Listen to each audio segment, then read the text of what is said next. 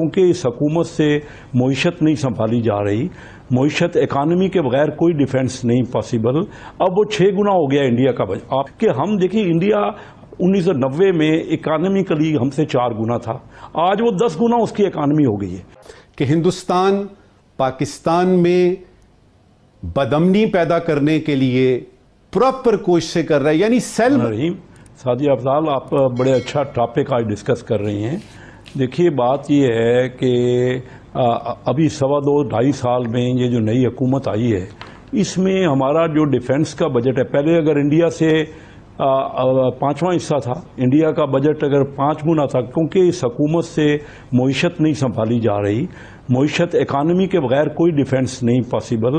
اب وہ 6 گنا ہو گیا انڈیا کا بجٹ. آپ کمپیئر کر لیجئے ہمارے دور سے, اور اگر یہ نائل حکومت اسی طرح اکنامک ڈیسیژنز لیتی رہی جو کہ غلط ہیں, کسی وقت بیٹھ کے آپ ان سے ڈسکس کر لیجئے, میں آپ کو بتا سکتا ہوں کہ ان کی نااہلی کی وجہ سے ہمیں کتنا نقصان ہوا ہے. میں جنرل شعیب صاحب نے اور عاشق امان صاحبہ نے بات کی, وہ دیکھیں نا, صرف اگر ہم یہ الزام ہی لگاتے رہیں گے, میاں نواز شریف صاحب 4 سال سے کم وزیر اعظم رہے, اب یہ 2.25 سال سے زیادہ ان کو عمران خان صاحب کو وزیر اعظم, ابھی بھی پرانی حکومت پہ آپ ابھی تک الزام لگائے. ابھی ہمارا ملک آگے کیسے بڑھے گا؟ ہم مل کے بیٹھے. میں نے پہلے دن یہ کہا اور ہر آپ کے پروگرام میں یا کسی بھی میڈیا کے پروگرام میں یہی کہتا رہا کہ ہم دیکھیں انڈیا 1990 میں اکانومیکلی ہم سے 4 گنا تھا, آج وہ 10 گنا اس کی اکانومی ہو گئی ہے. 90 کے بعد تقریباً 30 سال میں. بٹ آپ کہہ رہے ہیں کہ اس حکومت کی نااہلی, اور آپ کہہ رہے ہیں کہ یہ انہوں نے غلط کیا کہ ڈیفنس بجٹ ہمارے آپ کے دور میں بہت زیادہ تھا اور ڈیفنس بجٹ انہوں نے کم کر دیا, اسے کم ہو رہا. جی آپ اگر یہ اور کم ہوتا رہا تو ہم انڈیا سے کیا ڈیفینس. میری ایک بات جنرل صاحب, اگر میری بات مجھے اجازت دے بات کرنے کی, آپ کر لیجئے باقی بات. جو آپ کا سی پیک جس میں ہوپ ہے, آپ کو توقع ہے کہ اس سے اکانومی بہتر ہوگی, وہ فوکس ہے ان کا, وہ اس کے اوپر اٹیک ہو رہے ہیں, اس کو ناکام کرنے کی کوشش کی جا رہی ہے. اب یہ ساری چیزیں ٹھیک ہیں, اور جو شیخ صاحب نے باتیں کی ہیں, کیسر صاحب نے, بالکل درست ہیں کہ یہ مسئلے وہ ہیں جو حکومت کسی کی بھی ہو اس کو نپٹانے پڑیں گے, اس کے سامنے یہ مسئلے. جی وہ ہے ہمارے ڈیفنس کا بجٹ کیوں انکریز کر دیا, 20% انکریز کیوں کیا؟ دفاع کے لیے خرچ کرنے کا تخمینہ ہے 1100 ارب روپے. ذرا اس کو کمپیئر کریے, قرضوں کے لیے اور سود کے لیے خرچ کرنے کے لیے جو رقم ہم نے رکھی ہے وہ ڈیفنس بجٹ سے کئی اوپر ہے. یعنی 1620 ارب روپے ہم نے قرضوں کے لیے اور سود کے لیے رکھا ہے, اور 1100 ارب کے اوپر مسئلے ہو رہے ہیں کہ ڈیفنس کے لیے کیوں رکھ دیا. جنرل صاحب, یہ کیوں رکھ دیا جی ڈیفنس کے لیے 1100 ارب روپے؟ یہ تو پاکستان کو نقصان ہو گیا. بہت سارے لوگ تو سوشل میڈیا پہ یہ لگے ہوئے ہیں کہنے. بسم اللہ الرحمن الرحیم.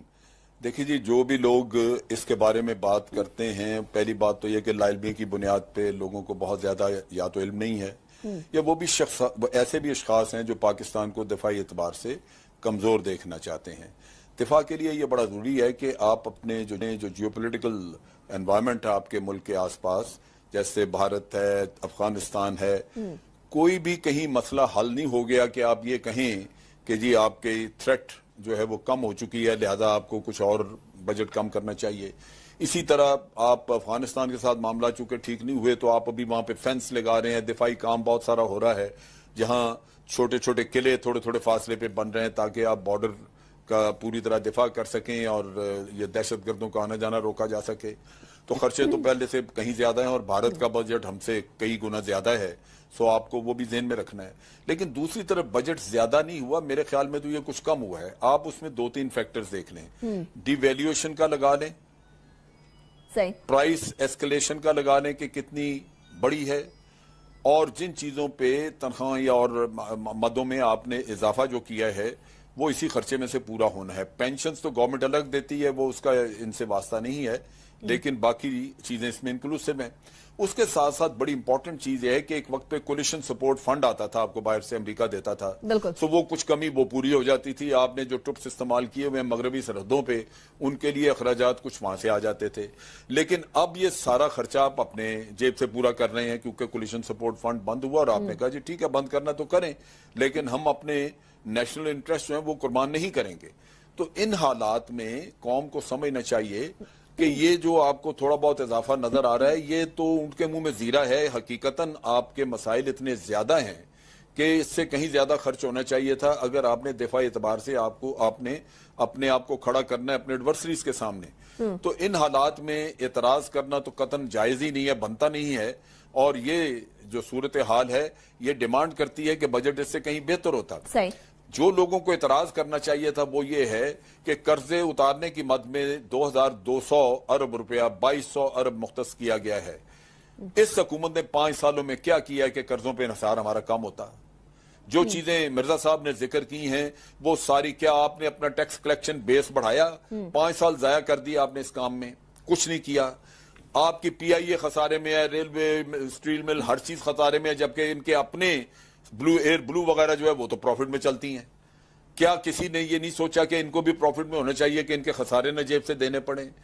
یا اس کے علاوہ کوئی آپ نے کوئی اکنامک ریفارمز کی؟ یہ حکومت کے للے تللے جو اتنا خرچہ کرتے ہیں, کیا اکانومی جو قرضوں میں ڈوبا وہ ملک, اس کے حکومت کو اکانومی نہیں کرنی چاہیے اپنا اخراجات میں؟ یہ حکومت کے اخراجات اتنے زیادہ ہیں, کبھی انہوں نے اس میں 4 پیسے کم کرنے کی کوشش کی ہے؟ تو یہ میں سمجھتا ہوں کہ آپ غلط چیز پہ ٹکرے مار رہے ہیں. جو آپ کے ملک کی بقا سے ریلیٹڈ ہے اس میں آپ کہتے ہیں کم کر دیں, اور جو للے تللے یاشی کر رہے ہیں ان کے اوپر توجہ نہیں ہے. جو قرضے بڑھتے جا رہے ہیں ان پہ کسی کی پوچھ گچھ نہیں ہے کہ بھئی تم نے اکانومی کے ساتھ کیا کیا, کیوں یہ حشر کر دیا. تو بات ساری یہ ہے کہ آپ کو اپنے اخراجات آپ جو آپ کے اوپر مجبوراً پڑے ہوئے ہیں دفاع کے یا کسی اور چیز کے, وہ آپ کم نہیں کر سکتے. حل ہوتا ہے آپ کا آمدنی بڑھانے میں. بالکل ان کو چاہیے تھا کہ اپنی ایکسپورٹس بڑھاتے, اپنی آمدن بڑھاتے, اپنے اخراجات میں ذرا جنرل صاحب ایکسپورٹس کی بھی بات کر لیتے ہیں. بڑی انٹرسٹنگ بات ہے. کم کرتے. یہ جتنے بھی لوگ اس بات پہ تنقید کر رہے ہیں کہ جی 1100 ارب روپے ہمارا ڈیفنس کا بجٹ کیوں ہے, تو ذرا کمپیریزن آس پاس کر لیں, اس کے بعد پھر خرچہ دیکھ لیں, اس کے بعد یہ بھی دیکھ لیں کہ وہ کولیشن سپورٹ فنڈ کی بات کی جس طرح جنرل صاحب نے, وہ بھی دیکھ لیں. اور ابھی یہ دیکھ لیں کہ نیٹو ابھی بھی ڈو مور کا مطالبہ کر رہی ہے, حالانکہ اب ان کو کوئی حق نہیں پہنچتا کہ ہم سے وہ مطالبہ تھی. آپ کے پاس 435 وہ لوگ تھے جن کے پاناما کے ذریعے آپ کو بیرونی ایسٹس کا پتہ لگ چکا تھا. یہ اسکیمیں اس وقت آتی ہیں جب آپ کے پاس آپ کو پتہ نہ ہو, آپ کے پاس ڈیٹا نہ ہو, آپ کو پتہ نہ ہو کہ کن لوگوں کے ایسٹس باہر ہیں. ایک ویگ چیز ہوتی ہے, آپ ان کو کہتے ہیں جی ایسٹس لائیں, لیکن 435 کا پاناما نے آپ کو بتا دیا.